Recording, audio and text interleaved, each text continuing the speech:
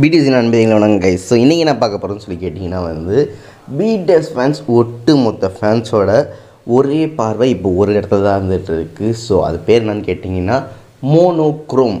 ஆமாம் ப்ரோ, எனக்கு இந்த பேர் கேள்விப்பட்டேன், ஆனால் இது என்னன்னு தெரில. பிடிஎஸ்ன்னு சொல்லிட்டு இருக்காங்க. அது மட்டும் இல்லாமல் ஒரு ட்ரீசர் கூட லான்ச் ஆகிருக்கு. அண்ட் அது மட்டும் இல்லாமல் இது யாரோ சாங் வரப்போகுதுன்னு சொல்கிறாங்க, ஒரு ஆல்பம் வரப்போகுதுன்னு சொல்கிறாங்க, இல்லை சோலோவாக இது வரப்போகுதுன்னு சொல்கிறாங்க.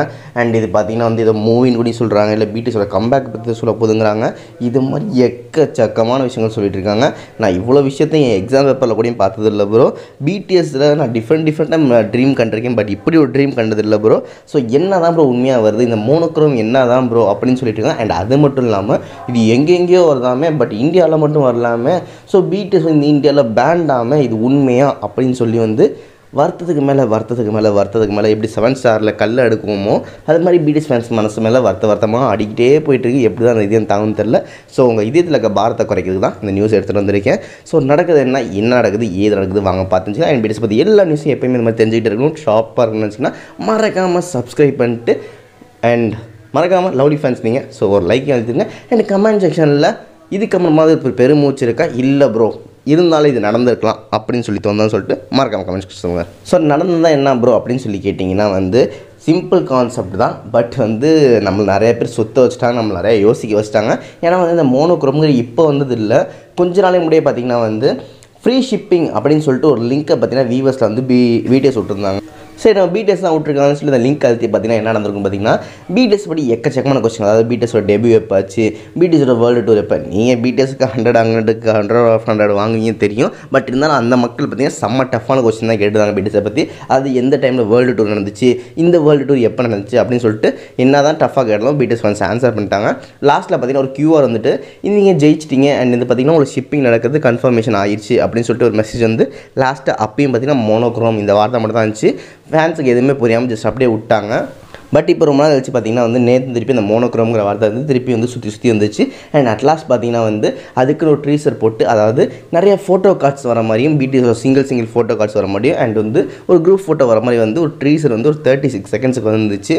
ஸோ வந்ததுக்கப்புறம் அட்லாஸ்ட் ஃபேன்ஸ்லாம் நினைக்க ஆரம்பிச்சிட்டாங்க இது ஒரு சாங்காக இருக்க போது, இது ஒரு ஆல்பமாக இருக்குது, நிறைய பேர் ஒரு கம்பேக்காக இருக்க போது, பிடிஎஸோட குரூப் செக்ஷனுக்கு ஒரு ஸ்பெஷலாக இருக்க போது அப்படின்னு நினச்சிருந்தாங்க. அண்ட் இல்லைன்னா ஒரு ப்ராஜெக்ட் மூவியாக இருக்குன்னு நினச்சாங்க. பட் இது அதுக்கெல்லாம் கிடையாது. இது என்னன்னு கேட்டிங்கன்னா பாப்அப், அதாவது மோனோக்ரோம் பாப்அப்னு சொல்லியிருக்காங்க. என்ன ப்ரோ பாப்அப்னு பொருள் நினச்சிங்கன்னா நிறைய டைம் பர்த்டே செலிப்ரேட் பண்ணுறது சரி, இல்லை நிறைய இடத்துல பார்த்திங்கன்னா பிடிஎஸ் அஃபிஷியலாக அவங்க ஸ்டோர்ஸ் என்ன பண்ணுவாங்க வைப்பாங்க. அங்கே பார்த்திங்கன்னா பிடிஎஸ் அவங்க கம்பெனி ஒரிஜினல் கம்பெனியை அவங்க ஒரிஜினல் ப்ராடக்ட்ஸுக்கு வைப்பாங்க, அவங்க கையால் சேல் பண்ணுற மாதிரி. அண்ட் ப்ராஜெக்ட்ஸ் எல்லாம் ஒரிஜினலாக இருக்கும், யாராவது தேர்ட் பார்ட்டியோ 3வது ஆளும் வாங்கி கொடுக்குறது கிடையாது.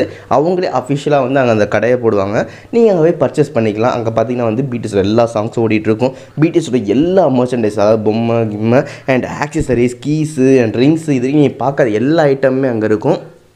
அண்ட் அது மட்டும் இல்லாமல் ஒரு ஸ்பெஷல் சாங்கும் பார்த்திங்கன்னா அங்கே ப்ளே பண்ண போகிறதா சொல்லியிருக்காங்க. அண்ட் அது இல்லாமல் ஒரு ஸ்பெஷல் வீடியோவும் ப்ளே பண்ணதா போகிறதா அந்த கேம்பில் சொல்லியிருக்காங்க. ஸோ அதுதான் இப்போ மோனோக்ரோம், அதுதான் மோனோக்ரோம் பாப்அப் ஸ்டோர். ஸோ இது மாதிரி ஸ்டோர்ஸை போட்டு ஒரு இடத்துல ஸ்பெஷலாக பிடிஎஸோட ஃபேன்ஸ் கூட எவ்வளோ பாண்ட் இருக்குன்னு திருப்பி ரீக்ரியேட் பண்ண போகிறாங்க.